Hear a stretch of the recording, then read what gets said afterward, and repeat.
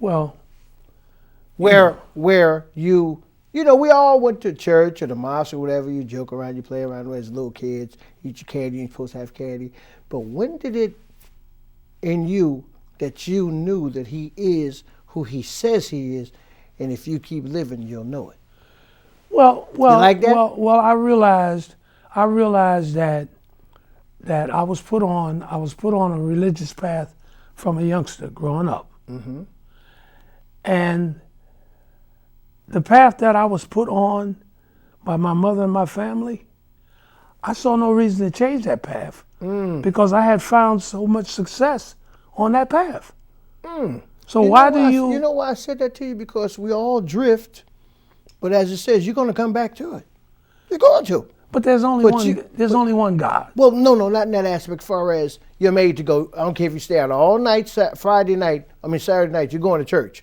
Okay, so we was all put in that predicament. Right. But at some point in time, it comes to your own understanding of what he's done for you. You've seen what he's done for others. But now you come into the maturity of articulating to understand he is who he say he is.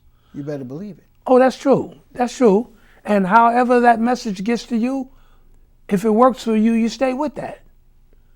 See, that's why I never, first off, I usually stay away from like religious. And politics, yeah. And politics, you know. Everybody has to make their own choice, okay? But the one thing that I have realized in all the years that I've lived, that there's only one God. You call him what you want. And when you find the effective method of communicating with that God, then why would you change? Know for your personal self that he's your Father, your Savior. That's all. You have to. That's a personal thing. Now, what about in today's world with that? With the young people, they fear nothing. Not all, but a vast majority, regardless of their ethnicity, their ideological following, they don't fear anything. Do you know why? Well, it's just a different mindset, I guess. Okay, there is a fear. Okay, but I think that there's a lot of fake courage. You know, this fake gangsterism and all of this stuff that you see on the videos and all of that.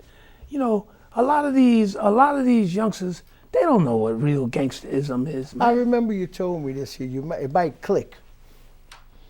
You said, Poochie, what would I look like? You was like 60-something then. 60-something then. You said, what would I look like now? Being a gangster at 60-something. Do you remember the conversation? Yeah. And I wasn't of my age now. I'm 65. And I thought about it, and I laugh at a lot of, you know, you have different influential individuals in your life for a reason.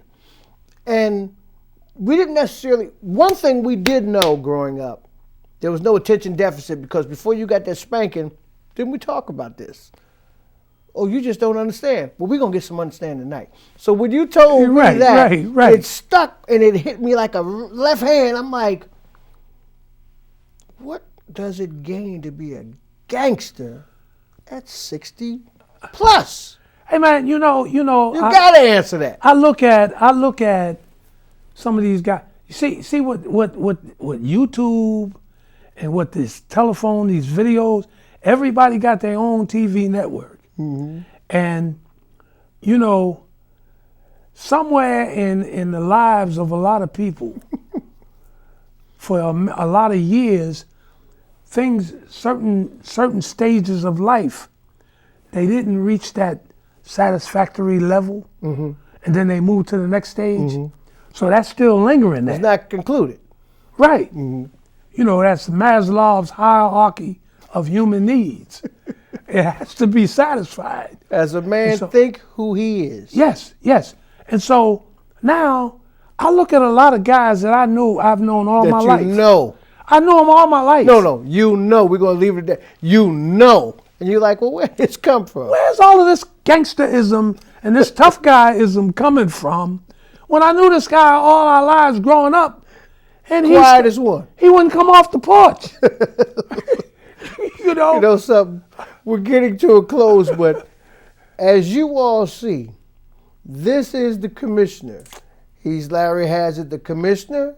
He's Larry Hazard, the man. He's just Larry Hazard. So you have to respect the fact that he's consistent, persistent, and he's most definitely approachable.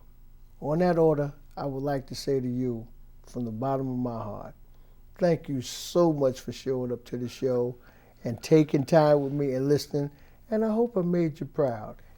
And as I always conclude on this Black History Month of 2026 with Newark's native son, the commissioner, Larry Hazard Sr., before we can love all people, we must first love ourselves.